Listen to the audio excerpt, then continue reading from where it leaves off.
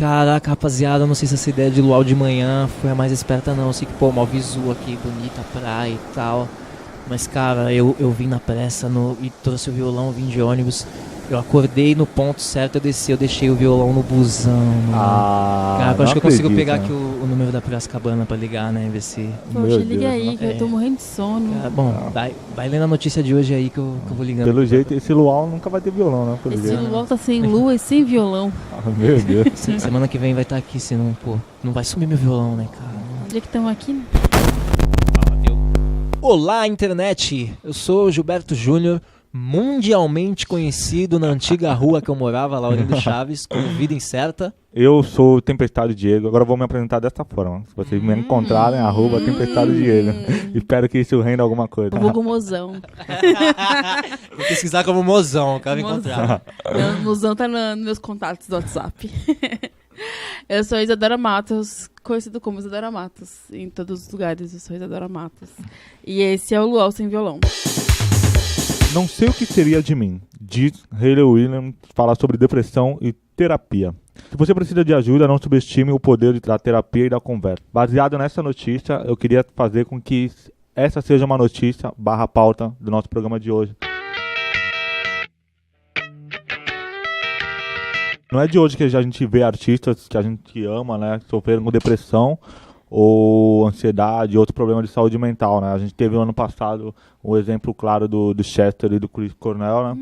E como a gente falou no programa anterior, que teve o Chorão, o Champion e tudo mais, que pessoas que a gente imagina que eram afetadas por esse problema. Então, como é algo muito, assim, normal na sociedade que a gente vive, né, na pessoa ao nosso redor, e como o nosso podcast é sobre música, infelizmente é um assunto que está sempre correndo ao lado disso, né? A arte, ela sempre foi muito ligada à tristeza, né? Assim, a gente vai pegar uns artistas, tipo, pintores antigos, assim, tal, antes da gente poder ter registro de música, assim, sempre tinha ali a história do cara meio conturbada, né? O mano que arranca a orelha e coisas do gênero. Você não faz isso num domingo à tarde felizão, né?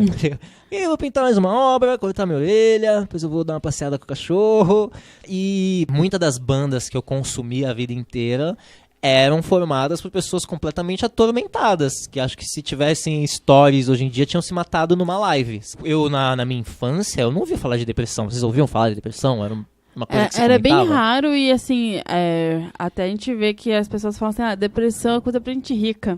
Verdade. Depressão é pra quem não tem uma louça pra lavar. A gente sempre escutou falar muito disso, Exatamente, né? Era problema nos nervos quando eu era mais jovem, assim. Pensando bem, eu não só fui saber exatamente o que era já, sei lá, 18, 20 anos. Eu não sei o que me fez me prender inicialmente ao rock, assim. Eu lembro que minha vida na música de ser ouvinte começou com uma fitinha que um primo meu me trouxe, que tinha de um lado Racionais e do outro lado Offspring. Nossa. Então, assim, foi a base já do Racionais e Joy Division, né? Tipo isso, assim. Então, não foi exatamente... O Racionais foi muito pela mensagem, assim. Eu sempre curti muito esses raps que contavam uma história e tal. Mas o rock não, era ali pela agressividade do som e tal. E, putz, eu fui muito grunge, mas numa época que eu interpretava zero as letras. Tipo, eu cantava Rape me sem ter a menor ideia de qual era a letra, sabe? Coisas do gênero, assim. Eu simplesmente ouvia e curtia pela melodia, pelo peso ali, assim, e tal. Mas, quando eu fui virando emuxo louco, eu me encontrava muito nas letras do Dance of Days, assim, muito, muito, muito. Era uma parada que me fazia muito bem ouvir alguém sofrendo da mesma forma que eu, tendo os mesmos questionamentos que eu, sabe? Isso me dava muita vontade de querer fazer a minha arte da mesma forma, assim. Eu já tocava baixo, já tinha bandas, assim, e tal, mas era muito mais por esse lado da música. Mas foi aí que eu passei a dar uma exorcizada nos demônios, assim, na escrita e entender esse lado na arte de muita gente e entender a vida conturbada de muito artista, né? Tem aquela listinha famosa dos 27. Infelizmente eu passei. Semana que vem eu faço 31. Dei uma pesquisada aí, a próxima lista que eu posso entrar é de Jesus com 33. Vou dar uma trabalhada aí no currículo, ver se lança uns discos aí. Agora. Se conseguir lançar um disco foda esse ano, a gente vai ficar preocupado contigo. Ainda bem que eu não toco nada, não tá gravando, não tá preparando nada. Então... Só se for do mundo karaokê. E essa lista dos 27, assim... Quem tá nessa lista, né? Kurt Cobain, Amy Winehouse, você tem a listão aí pronto? Tô abrindo a lista aqui, né? Que aqui também é interação. Internet. Olha aí, garoto jovem.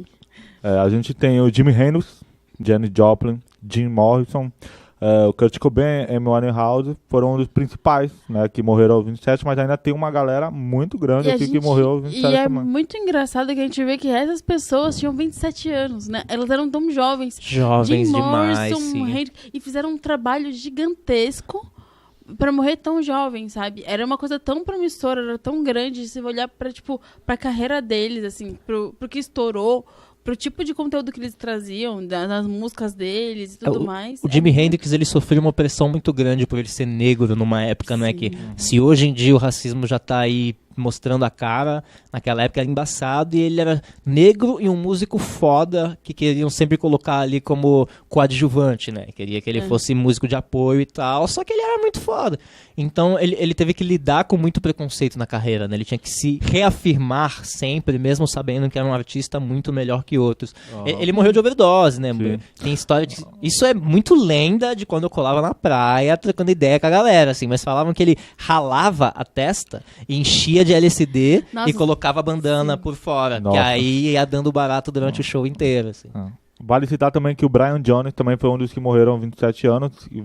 Pra quem não conhece, ele era o fundador do Rolling Stones. Só que desse clube dos 27, ele é o único que não teve morte atrelada a drogas, né? Ele foi encontrado afogado numa piscina. Putz. E aí dizem que foi uma morte acidental e tudo mais. A gente pega o Jimi Hendrix, que foi encontrado asfixiado pelo próprio vômito, uma combinação de vinho e pílulas. A Janis Joplin, provável overdose de heroína. O Jim Morrison foi encontrado como insuficiência cardíaca. Na época dele não foi realizada a autópsia, então não se foi encontrado se teve alguma droga ou não. Tem um filme do Jim Morrison, né? A parte que ele morre. Não sei se vocês chegaram a ver esse filme, que conta toda a história dele. Eu vi há muitos anos. É sensacional. E ele Diz que o ator que fez o Jim Morrison ficou muito louco um tempo, né? Ficou baixado no Jim Morrison. Mas é que ele interpretou muito bem, né? Você olhava e falava assim, nossa, é o Jim Morrison ali, né? Aí pra concluir, o Kurt Cobain, a gente sabe que até hoje motivo de muitas teorias da conspiração e tudo mais. O que tudo diz, ele usou heroína e acabou se matando depois, né? E aí o Winehouse, a gente sabe que foi em decorrência das drogas, mas diz que é intoxicação alcoólica, né? Porque ela tava, se você analisar, ela tava muito tempo sem usar nada. Ela tava afastada das drogas, ela tinha parado de consumir e ela tava tentando se restabelecer e tudo mais. E aí, nesse que ela foi voltar a beber, tipo, um drink não vai fazer mal, e fez mal. Foi o que o corpo absorveu muito mais do que a abstinência, né? Absorveu muito mais do que o necessário e aí acabou... Eu vi e revi algumas vezes o documentário da Amy Winehouse algumas vezes. E esse documentário mexe muito comigo, porque é muito triste, porque ela começa, tipo, muito saudável, muito, tipo, jovem, talentosa, muito bonita, e né? pá.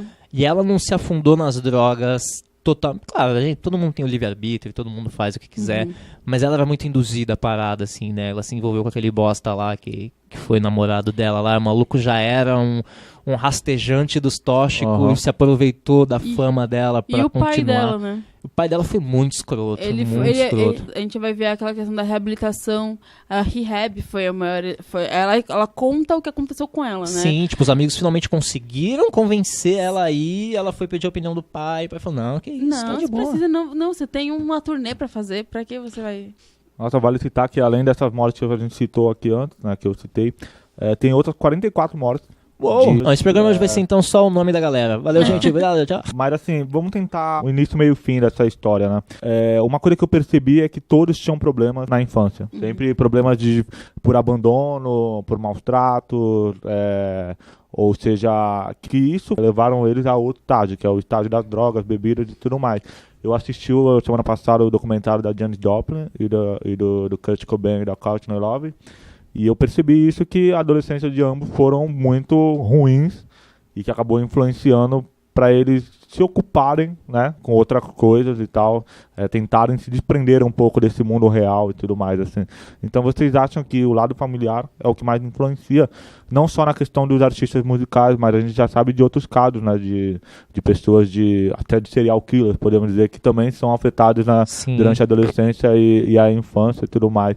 Então, é um problema de saúde que precisa ser visto de outra forma, né? Todos nós aqui temos aquele amigo que quando fica bêbado, fica amoroso, quer abraçar, falar pra caralho. Eu acho que bebidas e drogas acabam sendo um gatilho pro que você tá sentindo. E se você tem uma tristeza, uma mágoa guardada, é embaçado, né? Dá uma bosta, assim. Tem aquele lance que todo mundo fala que é quando está bêbado que fala a verdade. Sim, tem o pessoal que muita gente diz isso, né? Muita mensagem no WhatsApp na madruga, já mandei. Curiosamente, no documentário da Janis Joplin, o John Lennon tem uma entrevista dele num programa e o entrevistador pergunta assim, o que você acha sobre essas mortes causadas por drogas e tudo mais? Aí ele falou, não, primeiro, a culpa não é das drogas. A gente tem que rever o motivo que leva uma pessoa a entrar nesse mundo para poder depois tirar a sua própria vida, né? Eu acho que é basicamente isso, né? É um problema de saúde e ele não é visto como um problema de saúde. Precisa ser visto de uma forma mais ampla e mais dura para poder chegar numa conclusão de poder, sei lá, tentar diminuir pelo menos o número de casos do tipo, né? Acho que qualquer pessoa depressiva para procurar tratamento é muito embaçado, assim, falo por experiência própria, assim, porque eu tinha uma banda que era tipo um culto evangélico de falar sobre positividade, vamos lá, acredite na manhã e tal. Então eu mesmo me sentindo afundando, sabe, não conseguindo organizar nada na minha vida, vivendo num total lixo de realmente não lavar louça, não lavar roupa, passar semana sem tomar banho, assim, simplesmente só sair para fazer show e ensaiar. Eu não conseguia admitir pra mim que eu tinha depressão. Tipo, não, que isso, eu tô no controle aqui e tal. Pra mim era simplesmente uma tristeza normal, angústia normal. Acordar e não conseguir levantar é normal, faz parte, sei lá. Até o ponto que virou o balde e eu não conseguia mais fazer absolutamente nada e não ter nenhum tipo de pensamento positivo, assim. Então eu lembro que eu cheguei num estado de depressão que eu ficava num loop muito grande pensando que se eu pulasse da janela do meu prédio, que é no 5º andar, se eu ia morrer ou se eu ia ter o azar de ficar paraplégico zoado ainda, saca? Ia me fuder mais ainda. E eu dedicava muito da minha vida pensando nisso e eu hoje em dia que tô bem, eu não consigo lembrar o que me deprimia. Tipo, eu não consigo botar uma coisa específica ali no que rolava. Eu brigava muito com a minha ex por conta de depressão, eu não consigo lembrar exatamente o que me afetava, porque o bagulho te venda, te blinda mesmo, assim, sabe? Então eu, na minha proporção nada, no 0,03% artista que eu era, arrumei muita treta, muita discussão na internet, sabe? Muita gente que passou a considerar a minha depressão o meu padrão, do tipo, o Gilberto é foda, o Gilberto é assim e tal. E eu acredito que na estrutura dessas bandas, desses artistas, né? Como a gente estava falando no programa anterior sobre o Chorão, acaba sustentando todo um núcleo de pessoas, né? Se existe um núcleo de pessoas vivendo daquilo ali, eles não querem que você pare, sabe? Então é bem esse exemplo do pai da Amy Winehouse, que deve ter acontecido muito com essa galera, de uma pressão, de continua tocando, continua fazendo. Caramba, você tá tristão, escreveu isso aqui maravilhoso, continua escrevendo, saca? A depressão, ela gera músicas muito bonitas para artistas muito tristes, né? Exatamente. A gente vê que, assim, tem muita...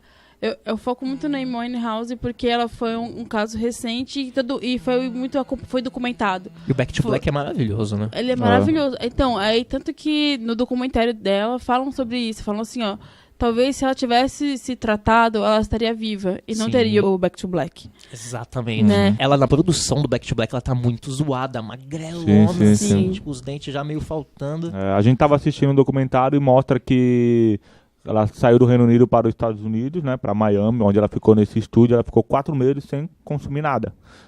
Foi quando ela começou a nascer o Back to Black. Mas antes disso, ela queriam internar ela para poder tratar. Então aí você vê a curiosidade da vida, assim, né, que a vida leva a vir um disco que é um dos melhores de todos os tempos, assim. E só que em contrapartida acaba perdendo a pessoa. A gente acaba vendo assim, foi um caso que não teve uma morte cedo, mas que também teve, a depressão pegou bastante, foi da Nina Simone. Nina Simone, ela teve uma vida muito sofrida e ela era depressiva, ela conviveu com a depressão. Ela tem até transtorno bipolar, né? Eu vi o documentário dela recentemente também. E é uma coisa assim que pegou... O documentário é tipo, aonde foi parar a Nina Simone. Ela não conseguia conviver com as outras pessoas, ela vivia naquela aflição, ela tinha uma voz maravilhosa, ela tinha músicas estruturadas. E ela foi um exemplo tipo Jimi Hendrix, porque ela foi a primeira negra que se formou lá no piano clássico fodamente, mas a galera não queria formar ela, não queria aceitar. Ela teve que passar por várias tretas, bater de frente com muita gente. Até o lance dela cantar foi imposição de uma casa de show que ela foi se apresentar como pianista. O cara falou, ou tu canta ou eu vou contratar outra pessoa. Tá? Sim, isso aconteceu um pouco com a Janis Joplin, né? Que ela foi a primeira mulher dentro do rock, assim.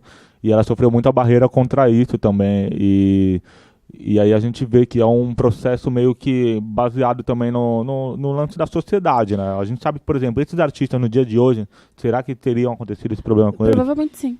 Infelizmente, a gente vive numa sociedade onde o preconceito ele é velado, né? Isso que é ruim, isso que é... Antes era explícito. Antes, naquela época, era muito claro que assim, ó, você é negro, você não entra. Você é mulher, você não entra. Hoje, assim, ó, você é mulher, você entra, mas a gente tá te julgando. Você é negro, você entra, a gente tá te julgando. A gente tá te analisando o dia inteiro. Então, a gente pensa essas pessoas que elas tinham um talento maravilhoso. A gente vê o próprio Michael Jackson também, que ele... Eu entendo totalmente a luta do cara dele querer tentar ser branco, assim, sabe? Tipo, não admiro, mas entendo, pensando no que ele deve ter vivido, né? Sendo uma criança no mundo da mídia ali, do quanto preconceito desse tipo velado e não velado que ele passou, assim, né? De ver gente tendo que suportar ele ao invés de admirar. O próprio pai, pai dele falava de coisas absurdas, era outra coisa que, assim, a gente falou no começo. A família, ela te dá uma estrutura, assim, ou te levanta ou te derruba. Né? Eu vi esses dias que o Michael Jackson tá em Buenos Aires, né? Tá. Assim como o Elvis Presley e tantos outros. E assim, um pensamento que eu tenho de muito tempo, assim, é que a pessoa mais feliz do mundo é o funkeiro que te rouba no busão. Porque ele não tá nem aí com consequência de nada. Ele não tá pensando no mal que ele tá te fazendo, ele não tá pensando ali no que ele tá criando na sua cabeça, ele não tá preocupado com nada, ele vai vender teu celular, vai fazer o que ele precisa fazer e, tipo, foda-se. E dessa mesma forma, mas sem ser negativo, assim, é meio que o cidadão padrão massa de manobra, né? Não desmerecendo quem não produza nada ou quem não tem nenhum tipo de criatividade, mas tem muita gente que simplesmente vive, né? A pessoa simplesmente tá aí. E eu acho que para você criar arte de alguma forma, você precisa ser perturbado, sabe? Você precisa passar por alguma coisa, ou você precisa ser o feio da escola, que, tipo, não conseguia se enturmar, o cara que não era escolhido no futebol, alguma parada assim. A gente analisar, assim, até, tipo, a Shakira que hoje todo mundo conhece ela pelas músicas mais animadas e tudo mais, ela começou falando de, tipo, término de relacionamento. O primeiro álbum dela, ela fala de todas as tristezas que ela passou num relacionamento que ela sofreu muito. A Adele também... A gente tá falando muito de mulheres, mas tiveram outros artistas. Eu queria dar um adendo aqui, se algum dia minha prima Paula ouvisse esse podcast. Paula, pô, uma saudade, muitos anos que a gente não se fala. Você era muito chata cantando Shakira só porque tu fazia espanhol. Eu não queria saber se tu sabia fazer o... Não queria saber, beleza. Se podia mostrar 2 vezes, eu ia acreditar que você falava espanhol. Beleza, só isso. E a gente vê também pegar casos como o do Chester, né? Que as letras também do Linkin Park refletiam bem o abuso que ele sofreu. Isso é muito sinistro, muito sinistro. Porque eu fico pensando ali, a galera em volta da banda, né? Pô, esse último disco tá em todas as letras, explícito, tá quanto claro. tá mal. Só que você numa banda, você tem tipo uma empresa com a outra pessoa ali. Você tem que ter um certo limite de invasão de espaço. Então os caras acho que não tinham muito o que fazer, além de estar junto, né? Tipo, mas deve ser muito sinistro. Uma parada que eu analisei, assim, muito de muitos artistas, assim, ó. Todos eles pedem ajuda na música. Sim. Assim, ó, eles têm uma música específica em que eles falam assim, ó, por favor, me ajuda, eu tô passando mal, eu não consigo mais conviver com as pessoas, eu não consigo mais viver. Entendeu? Eles deixam claro isso, só que assim, a gente curte, a gente acha legal, mas a gente não percebe. Claro que assim, ó, o fã, a gente aqui, tipo, eu aqui no Brasil... Quando a Amy morreu, que eu era muito fã da Amy, eu não conseguia chegar nela e falar assim, Amy, vai dar tudo certo, vai dar tudo bem. Sim. Assim como a gente para pra pensar, uma pessoa depressiva que a gente convive, se a gente fica falando pra ela assim, nossa, vai dar tudo certo, vai dar tudo bem, não sei o quê, às vezes não tá tudo bem, né? A gente tem que só apoiar e ajudar, e acho que essas pessoas, esses artistas que passavam por isso, eles não tinham essa cabeça em que vou ajudar essa pessoa que é depressiva, vou ser ouvido pra ela, vou conviver com ela de verdade, né? Não da boca pra fora. Não aquela coisa assim, conta comigo, mas você aí, eu aqui. Sim, essa coisa que a gente para pra pensar assim. E do Chester, que esse álbum todo é um pedido de ajuda. Esse último álbum, ele foi todo pedido de ajuda. É como o Gilberto disse, assim, você tá numa banda, né? Até que ponto você acha que isso... não, ele só pegou uma inspiração da situação em que vive? Ou a qual ponto que é esse da inspiração para tirar algo bom de algo ruim? Ou que realmente é um pedido de ajuda, né? Eu acho que os integrantes do Linkin Park devem ter pensado muito depois que aconteceu e devem falar, pô, tava na nossa cara. Será que a gente não deveria ter feito? É aquilo, né? Cada caso é um caso, não dá pra saber sem conviver, mas eu me sentiria muito culpado, né, cara? Você conviveu com a pessoa cantou ali, pá. Mas, na minha depressão, eu não sabia expor direito, assim, sabe? Eu chegava em ensaio e falava, rapaziada, tô 3 dias sem comer, vamos lá, é nóis. Eu não sabia pedir ajuda e eu ainda tinha uma arrogância anti-ajuda, assim, sabe? Eu ia dar meu jeito, eu ia conseguir, morava sozinho, tinha minha banda, tinha meus corre, como assim eu não ia conseguir dar meu jeito, sabe? Era uma imposição pra mim que eu não soube transformar em algo saudável. Então, quando eu cheguei num ponto já totalmente descontrolado, que eu cheguei aí numa psicóloga, eu já tava num level muito longe que psicóloga não ia me ajudar mais, sabe? Assim, tipo, aquela autoafirmação de psicóloga de tentar te mostrar que você faz coisas boas e que tudo pode dar certo, já se transformou na minha cabeça num... Essa filha da puta não sabe porra nenhuma da minha vida, não sabe o que eu tô passando, e blá, blá, blá, sabe? Um turbilhão gigante, assim, e eu só consegui voltar a minha cabeça pro lugar certo com medicação. Assim, eu tinha muito medo de tomar medicação, eu não cheguei a tomar nada muito pesado, eu tomei uns fitoterápicos, assim, e tal. Meu pai foi muito contra eu tomar as medicações muito pesadas, assim. E o que eu pesquisei bastante sobre medicação é que nem medicação é milagre, assim. A medicação, ele nivela a química do teu cérebro para dar condição de um tratamento te botar num caminho certo, assim, sabe? De você botar seu psicológico no lugar certo. E, a vida artística não tem certeza de nada, né? Não tem rotina.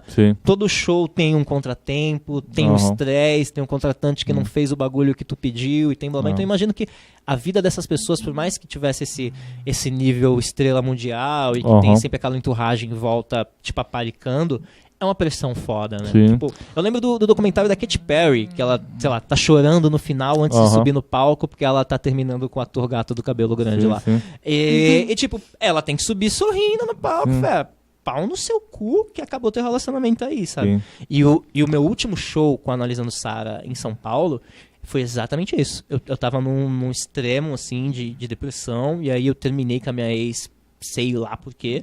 E aí virei a noite muito louco, ela me chamou pra casa dela e falou, você precisa de ajuda, fica aqui.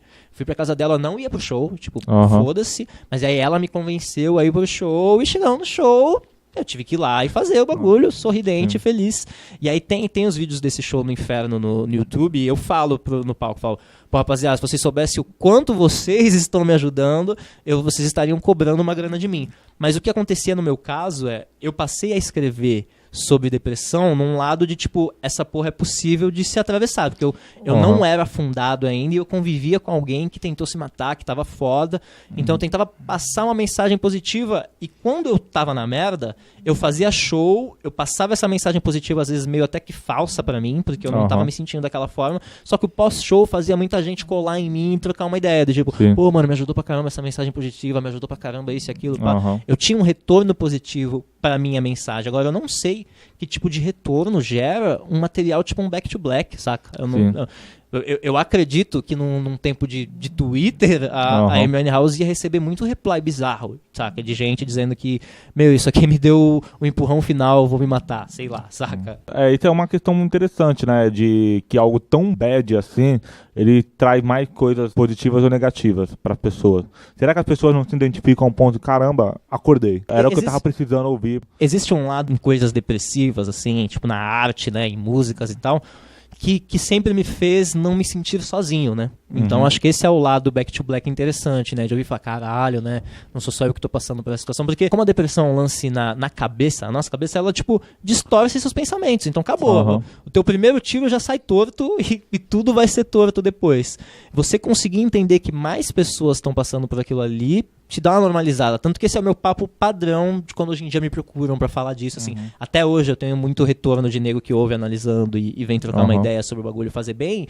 E o papo é esse, falar, mano, infelizmente tá todo mundo nesse barco, o lance é a gente tentar ser gentil com o próximo, né? A gente vê muita banda como a Hayley do Paramore, a gente vê o 21 Pilots também. Qual é aquela banda que tocou no Lollapalooza no sábado? É o Imagine Dragons. Imagine Dragons, que eles levantam essa coisa, assim, que, tipo, o vocalista pegou e falou assim, olha, você que convive com depressão, eu, por muito tempo, eu descobri que tem depressão, eu convivo com isso, porque a depressão é uma coisa assim, você não teve depressão, você tem depressão, você acaba convivendo com a depressão.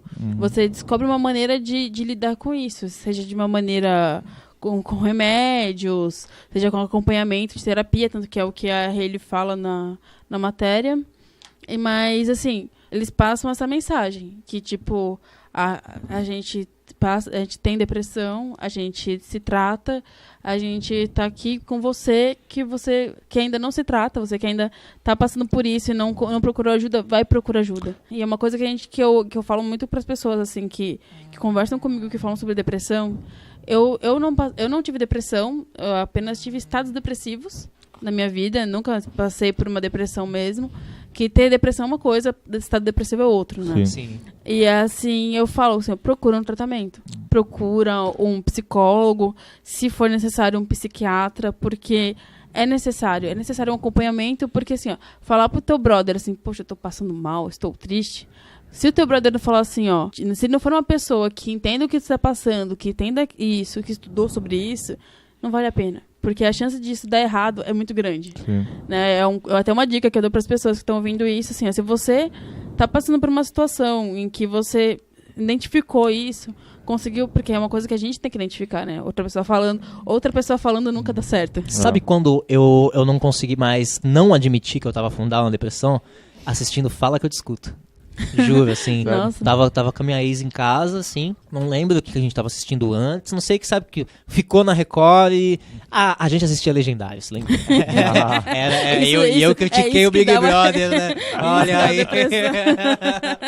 E aí, meu, começou, tipo assim, o Fala Que Eu Discuto tem umas pautas maneiras. Eles sabem fazer a colagem ali. E depois desses anos que a galera passou a trollar o Fala Que Eu Discuto, tipo, ligar e mostrar a bunda na webcam, algum bagulho assim. É interessante, às vezes, tu assistir e pegar ao vivo alguma parada. Eu acho que eu assisti ao vivo o dia que a Sabrina ligou. E aí, meu, começou a rolar e, tipo, eu encaixava em todas as definições, assim, de uma depressão foda e pesadamente, assim, sabe? Então foi... Ele foi falando, eu olhei e falei, caralho, pastor, fudeu então, hein? E assim, é uma parada que eu acho muito importante, não que seja uma regra, né? Você faz o que você quiser da sua vida, mas você sente um estado depressivo, assim, e tal, não fica se expondo, cara. Eu me expus demais e eu sou até meio puto com o lance do Setembro Amarelo, assim, porque existe uma linha muito fina que divide a pessoa tóxica do Setembro Amarelo, vamos ajudar nossos amigos que não estão bem. E as pessoas não estão dispostas a ajudar, sabe? A gente tá num mundo muito egoísta. E quem tá com a disposição de ajudar, às vezes não tem condição nenhuma de ajudar, né, também. Sim, exatamente. Não, e assim, dependendo do seu estado de depressão, o jeito que você tá, você só quer rebater, né? Puta, você é o rei da retórica. Você vai falar que você tá mal, que você tá pior, então não adianta a pessoa te mandar um tweet te desejando que você fique bem, pá. Por mais que eu faça muito isso com muita gente que eu amo da minha TL, que eu vejo em momentos difíceis, mas é isso, é o estar depressivo, não estar fundo na depressão. Às vezes um tweet dá uma animada, uma parada assim, mas é muito importante buscar ajuda. E uma coisa que me ajudou muito nessa necessidade de conversar e não consegui encontrar pessoas para me dar o retorno que eu queria, foi o podcast. O podcast foi uma coisa que me abraçou, assim. Eu lembro que o meu ex-cunhado consumia umas paradas assim da Jovem Nerd. Eu não sei porque algum dia eu pesquisei, tipo, podcast morando sozinho e caí num podcast do Jovem Nerd sobre morar sozinho. E era um dia que eu tava, tipo, sozinho em casa, só de pensamento bad vibe. E, mano, a minha hora foi consumida como se eu estivesse numa roda de conversa onde eu não precisava falar, sabe? Eu não tava realmente me sentindo bem pra falar, mas eu tava precisando conversar. E aquelas pessoas me animaram, sem ter a menor ideia de que me animaram, saca? Nunca mandei um e-mail lá pra agradecer, mas já ouvi muito relato de coisas iguais, assim. E é meio que isso, é procurar ocupar a sua cabeça, entender que ela tá lutando contra você. Que a música faz, né? Sim. E é muito esse é o papel da música na sociedade, assim, digamos assim. Porque às vezes no momento que você tá ali na bad, você tá triste, você escuta aquela música que te levanta, sabe? Eu falo que assim, a minha música pra me levantar é aquela maior que as muralhas da Fresno, que é uma coisa assim que, tipo, eu escuto, eu falo assim, nossa, realmente, tipo, chegou a hora de ser maior que as muralhas. Mas como vocês reagem a músicas tristes na tristeza? Tipo, ouvir um Fresnão mesmo, sei lá... Eu tenho algo interessante, quando eu tô triste, eu não ouço música triste. Então, mas o inverso. Exatamente, é o que ajuda. Mas se rolar, fudeu. Spotify resolveu te sacanear na vida. Eu acho que se algum momento bate, assim, puta, só vou ouvir as mais bad possíveis. Tá. Quando eu terminei meu primeiro namoro longo, eu chorei no busão ouvindo Fresno, assim, peguei em Santos ônibus a circular, então ele fica rodando pela cidade, Se tivesse chovendo no dia, então, chuva. Não tava. Mas como funciona pra mim, assim, eu tô triste. Aí eu escuto a música triste que, tipo, abraça a minha tristeza, meio que, tipo, me desafoga, sabe? Aí eu consigo, sei lá, chorar de vez, ou então pensar que o compositor passou pela mesma dor que eu. Então, essa última semana, a Adriana Calcanhoto e eu estamos lado. A gente tá só mandando ex rasgar carta. Comigo segue muito o que acontece com o Gilberto. Às vezes eu tô triste, daí eu falo pro Diego assim, ai amor, eu tô triste. Ele assim, não escuta música triste. Mas não dá. Às vezes tu precisa ouvir aquela música triste. Quando eu fiquei solteiro, justamente o Fresnão, assim, passou a me abraçar de um jeito que eu não consigo emular esse sentimento, aquela sabe? situação te engloba, né? Eu não conseguiria, tipo, pegar essa música que eu vi num dia feliz e encontrar esse mesmo sentimento. É tipo um alinhamento de universo perfeito pra você sentir a vibe certa daquele som, assim.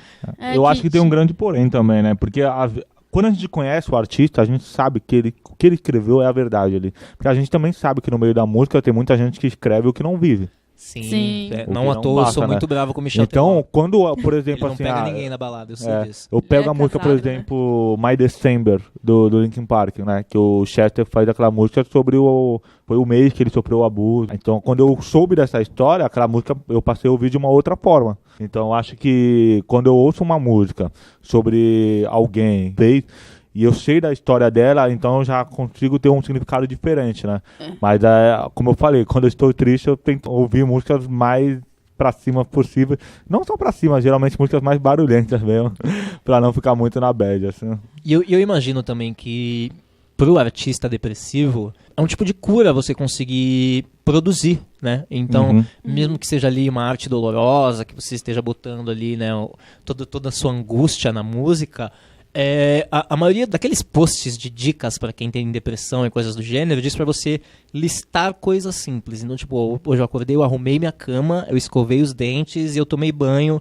Pô, legal, consegui fazer isso. Vou anotar aqui que eu fiz isso. Uma vitória por dia, né? Pro meu cérebro não me sabotar dizendo que hoje eu fui um merda, eu não fiz nada. Então, acredito pra um artista desse tá dentro do estúdio, o exemplo melhor é esse da Amy House. Ela passou 4 meses trabalhando ali na parada, de boas, focada na arte, porque tá ocupado e tá sentindo esse...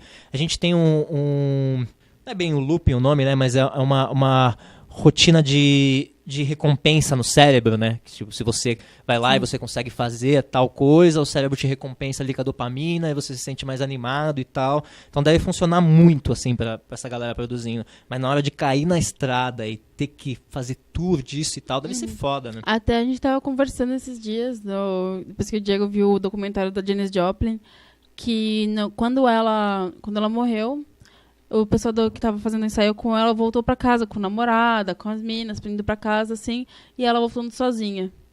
Eu acho que nisso de voltar sozinho pra casa, aí começa o seu cérebro a te bombardear, né? Você tá sozinha, você não tem ninguém. Depois ela ter passado, se quem puder ver o documentário dela e tudo mais, ter passado por relacionamentos e essa coisa toda de ser uma pessoa assim, ninguém me quer, ninguém me ama, ninguém me quer. Acho que ela voltou com esse pensamento pra casa e aí acabou ela usando droga e aí decorreu que ela morreu, assim. Mas eu acho que é muito disso, assim. O artista, ele passa situações em que... Assim, eu não sou uma artista, de fato, né? É assim, você produz material. De música, não. De música. Mas por muito tempo, assim, que eu passei por situações que estava triste, eu escrevia alguma coisa, eu desenhava, eu pintava, eu escutava a música triste e eu passava assim, ó, estamos vivendo essa situação triste, então vamos trabalhar para alguma coisa, vamos fazer algo. E eu acho que fazer alguma coisa já te leva ao ponto, assim, de uma recompensa. É o que o Gilberto falou. Eu tenho déficit de atenção, né? E essa dopamina, essas recompensas mentais, elas são muito menores, elas têm um tempo muito menor na minha cabeça, né? Se eu faço algo que recompensa, a recompensa disso é muito curta. Então, a chance de eu perder o interesse, perder a atenção naquilo é muito maior. E para pra uma situação depressiva acontecer isso muito fácil. Em que eu tava bem, e aí, de repente, tipo, eu parei de ter novidades na minha vida e eu fiquei triste. Aí uma música que me deixou muito pra baixo, que eu comecei a pensar muito na minha vida, foi Melhor do que Parece, do Terno. Tudo está melhor do que parece, mas eu vejo tudo errado. Eu ficava pensando assim, meu Deus, tá tudo bem, mas não tá tudo bem, tá tudo errado. E essa música, ela me deixou na bad. E é uma música que não é de bad, por incrível que pareça. É uma música que você vai escutar a letra da música, você vai ver a letra dela, ela é uma música que assim, ó, tipo, você tá triste, mas assim, calma, tudo vai melhorar. Mas na minha cabeça, eu só pegava a parte de tudo está triste, tudo está ruim. Sim. Então, quando você está numa situação depressiva, quando você tem depressão, às vezes você pode absorver a parte ruim disso. Se você não está preparado para receber algo, se você não tá... Você vira uma esponja negativa. Te ligam e falam, olha, eu tô passando aí para te levar aqueles 70 mil reais para você gastar do jeito que você quiser, mas eu vou atrasar uns 15. Caralho, você vai atrasar uns 15? Porra! É exatamente isso. O bagulho é assim, é muito sinistro. Assim. Eu tenho eu não digo consciência pesada, assim, porque eu conversei isso com ela depois que a gente terminou e tal, mas eu me cobro muito do monstro que eu era pra minha ex, assim, sabe? Porque eu não me controlava no negativo, assim, eu estraguei 1 milhão de finais de semana, eu estraguei 1 milhão de momentos bons, assim, porque eu só conseguia absorver o que estava acontecendo de ruim e era totalmente fora do meu controle, assim, tinha dia que eu lutava com a minha cabeça, de pelo amor de Deus, me deixa pensar coisas boas e a parada, sei lá, te consome mesmo, assim, é muito bizarro, mas eu acho que se não existisse a arte ia ser muito capenga. Mas eu acho que pegando esse gancho de relacionamento, muito artista sofreu em relacionamento, sim. Por isso que hoje a gente tem as músicas de sofrimento, né? Sim. Que a gente vai ver o Ian Curtis, do Joy Division, a gente vai ver a própria Amy, Janis, a gente vai ver o Kurt e a Courtney, a gente vai ver muitos outros artistas que tiveram relacionamento, que por conta de uma infância que foi conturbada e tudo mais, acabaram meio que se apegando a pessoas que eram tóxicas e coisas assim, e acabaram vivendo uma vida assim depressiva.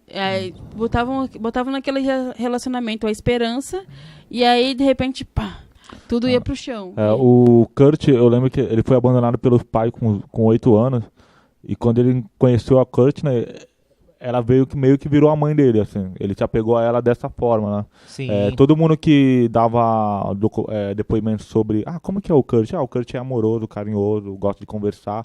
Mas quando a Courtney chega perto, ele vira outra pessoa. E o Nirvana começou a decair depois desse relacionamento dos dois. Uhum. Assim como... Yoko Ono Feelings. E ele começou a mudar o comportamento, a parar de produzir. Essas coisas que foram afetando ele, o que ele queria da vida? Ele só queria tocar, queria fazer as músicas dele e tudo mais e tal. Então, nessa pegada do relacionamento, a gente sabe que, como a gente já voltando lá no começo, que a gente falou sobre os problemas familiares, né, de infância e tudo mais, isso acaba refletindo depois na vida adulta. E eu acho que eu gostaria de perguntar para vocês é se uma pessoa famosa, ela tem mais probabilidade de ser afetada por isso? Ou isso é igual para todos? Eu vejo, desculpa.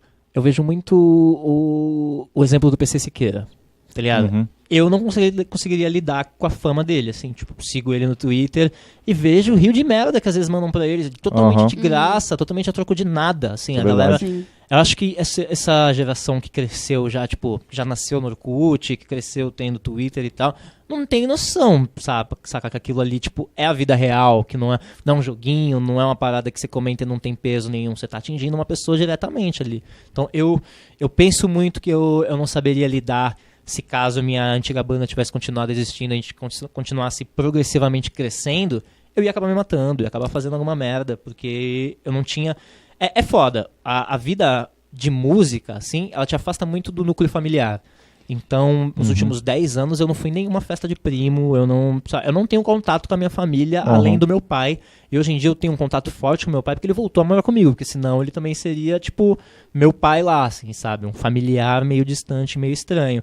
E no momento que você tá depressivo, o que você mais precisa é desse apoio familiar, desse núcleo familiar te apoiando. Então, se a gente aqui, que mora no Brasil amaldiçoado, show sexta, sábado e domingo, já é complicado, imagina essa galera, né, que passava meses na estrada e tal, assim. E aí você, como a gente falou também do pessoal assim, do lado de fora, pessoal de equipe, né, produtor, gravadora, que eles querem, no documentário da Amy até fala isso, né, quando ela tava naquela fase que o Blake tinha terminado com ela não queria mais nada, ela simplesmente se afundou no apartamento, mas aí veio o dono da gravadora, falou, eu preciso de um disco. Sim. E ela simplesmente ficou mais bad ainda, porque já tava mal e estavam cobrando mais dela ainda, sabe? Eu acho que nesse caso foi muito da Amy, foi muito a questão da exposição. Eu falo muito assim, ela se expôs demais, o relacionamento dela foi, todo mundo sabia que o Blake era um bosta, né? Sim. Todo mundo viu isso e eu acho que nessa questão foi muito da exposição e que ela realmente também, como o Gilberto falou, precisava de uma família. A gente sempre conversa, assim, do Anthony Green. Anthony Green, ele é o maior exemplo, assim, pra Fazedor de filho, maluco, hein, cara?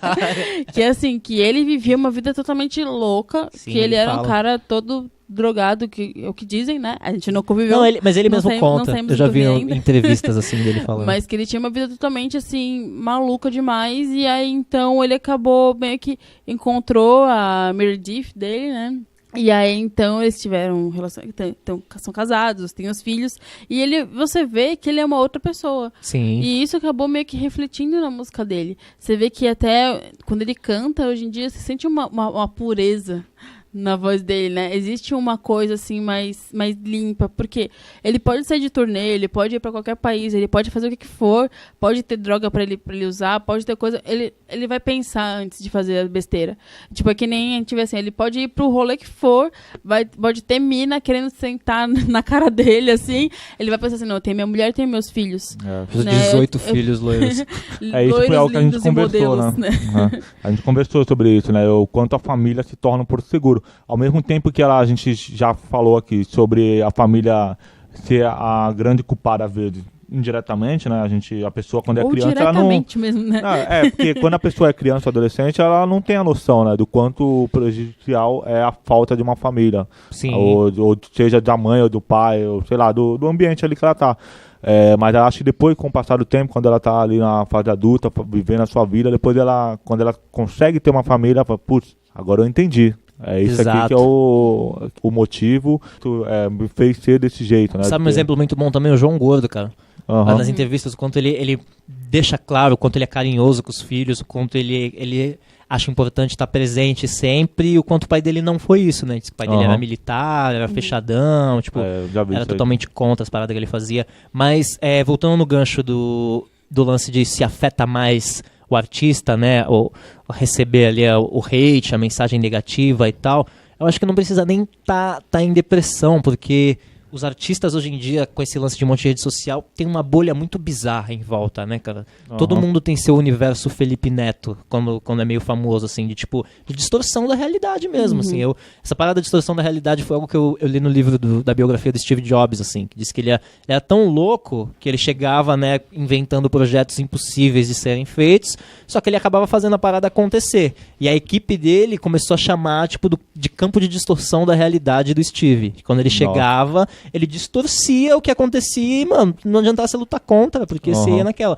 E artistas hoje em dia vivem nessa bolha, né? Porque você só lida com afirmações a seu favor, ou por mais que você seja hateado, parece que você é o Rafa Moreira pra sempre, sabe? Tipo, tá todo mundo falando de você e tudo gira ao seu redor e...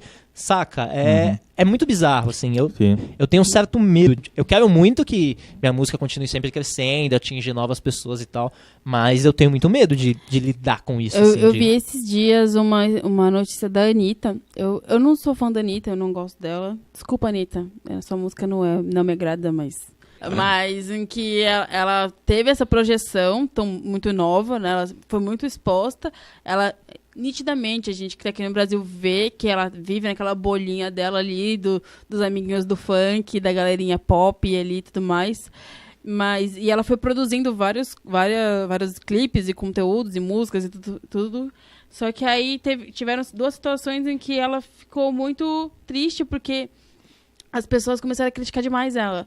Foi uma num prêmio Multishow, em que ela tava dançando e apareceu o seio. Pagou o peitinho. Isso, apareceu o seio dela, e aí todo mundo criticou ela pra caramba. Aí o marido de propósito pra aparecer e tal, o marido dela até citou esses dias no aniversário dela, falando que ela ficou depressiva, ela ficou num estado depressivo ali, que ela ficou tipo 2 horas chorando, porque ela não conseguia nem ler os comentários das pessoas falando, porque aquilo foi muito pesado pra ela.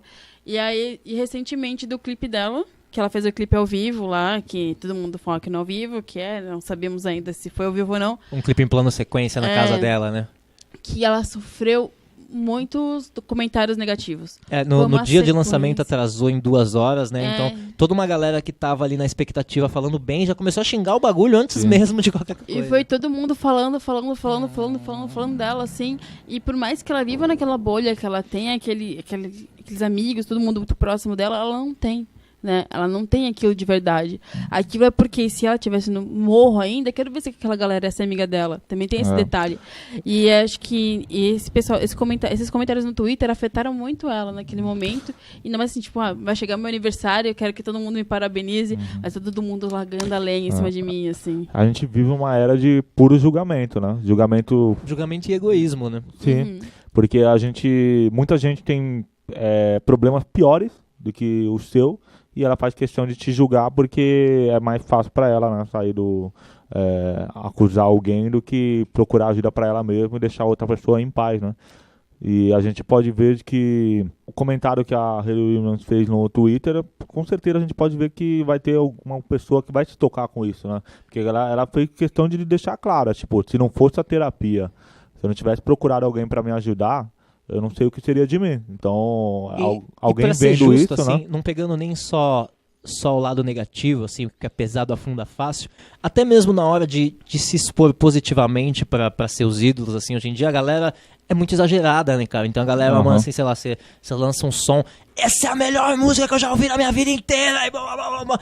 Eu acho que a nossa geração fez muita zoeira na internet. Muita hipérbole de zoeira, muita coisa que era irônica, que a geração que veio depois abraçou isso como verdade, tá ligado? Só sabe se comunicar dessa forma, nos exageros foda. Então, às vezes, até mesmo esse hate que o maluco dá, assim, de tipo, Anitta, você estragou minha noite, foi uma bosta esse clipe, blá, blá. Ele nem tá pensando dessa forma tão negativa, ele tá só seguindo um fluxo de rage da internet atualmente, e ele precisa, sei lá, seguir esse roteiro, seguir esse anonimato, jeito de... né?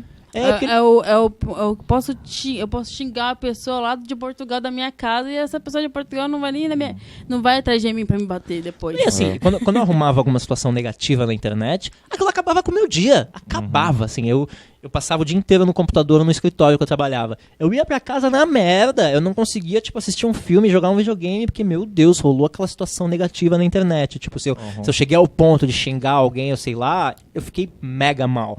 E essa geração atual, não, tipo, passa o dia inteiro no hate, na zoeira. Não sei se vocês viram essa semana no Twitter, uma mina que ela pegou as fotos de uma mina de outro país, deficiente, e tipo, falou, essa aqui é minha prima que tem autismo, a gente fez essa maquiagem aqui nela, ela ficou super feliz. Vocês não viram essa parada? Não vi. Cara, foi uma mina que pegou, tipo, 4 fotos de alguém de outro país, assim, tipo, e ela fez muito bom ver ela feliz pela primeira vez e blá blá blá, e aí, tipo, a gringa tweetou, eu não tenho nada a ver contigo, eu não sou tua prima e tal, e a galera começou a criticar. Nossa. Eu, no lugar dessa pessoa, eu apagaria o Twitter e sumiria e, irmão, falhei na internet, eu vou morar agora nas montanhas. Então... Essa conta de Twitter, ele começou a twittar, foda-se, é isso mesmo, não era minha prima, eu peguei uma par de gente faz isso pra irritar tweet, então eu só tentei irritar, deu certo, vocês estão com inveja. E aí a gente vê isso assim, se com pessoas anônimas acontece isso, imagina com os artistas. Sim. Né? Imagina as pessoas que estão ali fazendo o trabalho delas e tudo mais.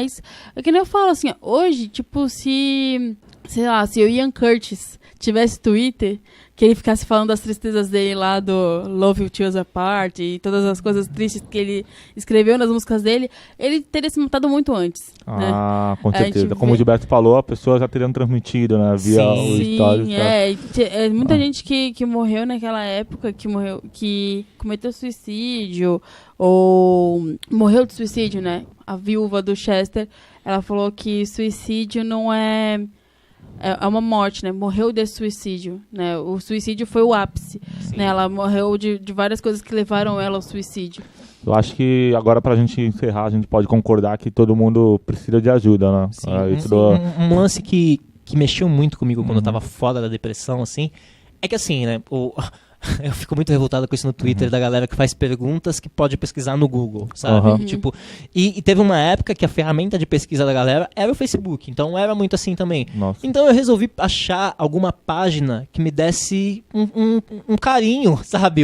Postagens que fossem voltadas a pessoas com depressão. Eu acredito que hoje em dia devo até encontrar facilmente, mas nessa época que eu fui atrás, eu não encontrei. Eu só encontrei páginas de zoeira com depressão. Então, tipo, engenharia da depressão, baixista da depressão, enfermagem da depressão, usando a depressão na zoeira. Então eu, que já tava num ápice foda de estar me sentindo mal, que tava, tipo, buscando uma ajuda na internet, fiquei, tipo, me sentindo extremamente revoltado, tá ligado? Tipo, que porra é essa? Então eu passei muito tempo ignorando o fã meu, porque eu tava na merda, então o nego me mandava inbox e eu não respondia.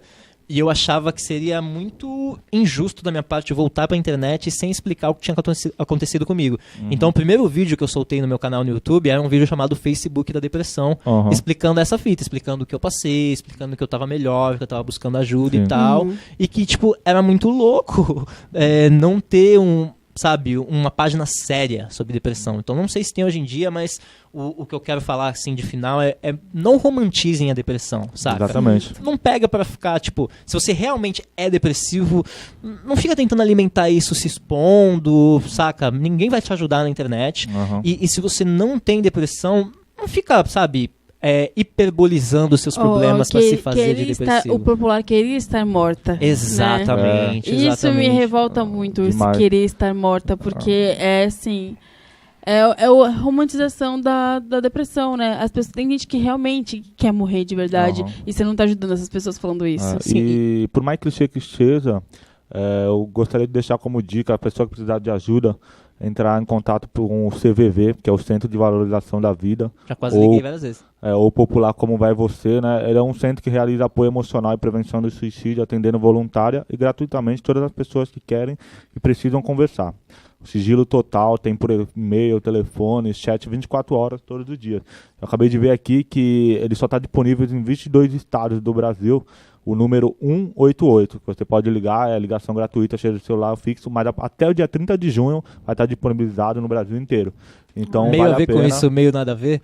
Esses tempos aí eu descobri no YouTube, eu vejo muito conteúdo inútil no YouTube. Eu descobri um canal no YouTube chamado, tipo, 8 Deitado, que é tipo infinito, assim. E esse canal pega as novelas e faz um compilado só da história do casal. Então lembra daquela novela que tinha a mina que era gordinha, mas ficava insegura por ser gordinha e gostava do vizinho que era médico, e aí ele era drogado, e aí ele foi atender um paciente lá e tremeu, e aí... Não sei se vocês lembram dessa novela, eu não lembro. Nossa, não. Eu não lembro dos personagens, eu lembro que o cara, acho que é Kaique Brito o nome daquele ator, que foi daquela novela que ele era um vampirinho, lembra? Ah, sim, Beijo do Vampiro. Exato, então. Eu sei tocar uma música do Xamã por causa dessa novela. Então, é esse mano, que ele era um médico, e essa atriz gordinha, que eu não lembro o nome, que eu não vi ela mais em nenhum bagulho assim. Então ela tinha, tipo, autoestima mega baixa, porque ela não queria, tipo, falar que gostava dele, só que ela trabalhava nessa parada de apoio a quem ligava. E ele ligou, e, tipo, um dia ela conseguiu, né, tipo, acalmar ele, aí ele começou a chamar ela de meu anjo, e ficava ligando direto pra ela. Aí ela combina de trombar com ele, só que ela leva uma amiga bonita, não tem coragem de falar que é ela, empurra a amiga e vira outro rolo. Enfim, é um canal que, tipo, que resume a vida amorosa de casais da ficção. Você não precisa assistir a novela inteira. Muito louco. Então, agora com essa história, a gente só resta a dizer, né? Então até o próximo episódio aí. Falou, galera. Eu sei que esse episódio foi mais pesado, foi mais triste, foi mais cabeça, mas acho que é um assunto muito necessário e, sim, a gente falou muito sobre a forma que o mundo tá egoísta hoje em dia, mas é necessário também um egoísmo no sentido de, se alguém te faz mal, se uma situação te põe pra baixo, se você não tá te fazendo bem, se afasta, cara, sabe? Não pense em você em primeiro lugar, porque só você sabe o inferno que tá passando na sua cabeça. Exatamente. Eu acho que também vale falar sobre a terapia. Quem puder, quem tiver acesso, e as pessoas que têm baixa renda, né? Que a gente sabe que terapia não é barato. Existem as universidades onde que eles prestam serviço gratuito. Você vai poder se consultar, você procura na sua cidade e tudo mais. E eu acho que é muito válido para quem precisa de ajuda mesmo. Eu acho que tem que ir, vai, conversa. Para essas pessoas você pode se expor, porque elas vão ser extremamente profissionais, ninguém vai te julgar sobre os teus assuntos. Eu acho que todo mundo passa por situações difíceis e ninguém precisa julgar ninguém nesse sentido. Então vai e E se cuide da sua saúde. Aí você pode acompanhar o podcast Luau Sem Violão, seja no Twitter, no Instagram, só se procurar lá, Luau Sem Violão. Quem quiser entrar em contato pode mandar uma DM, né, tudo mais. Ou falar com a gente mesmo também, né? Ou entrar por e-mail, luausemviolão@gmail.com, e é isso. E no episódio anterior eu não deixei dica nenhuma pra ninguém ver, ouvir, mas fica aqui a dica póstuma, escuta a discografia do Charlie Brown Jr., que ele era sobre o Charlie Brown Jr. Verdade. E a dica de hoje é ouvir o episódio do podcast Treta Talks, o episódio o podcast do site treta.com.br. É o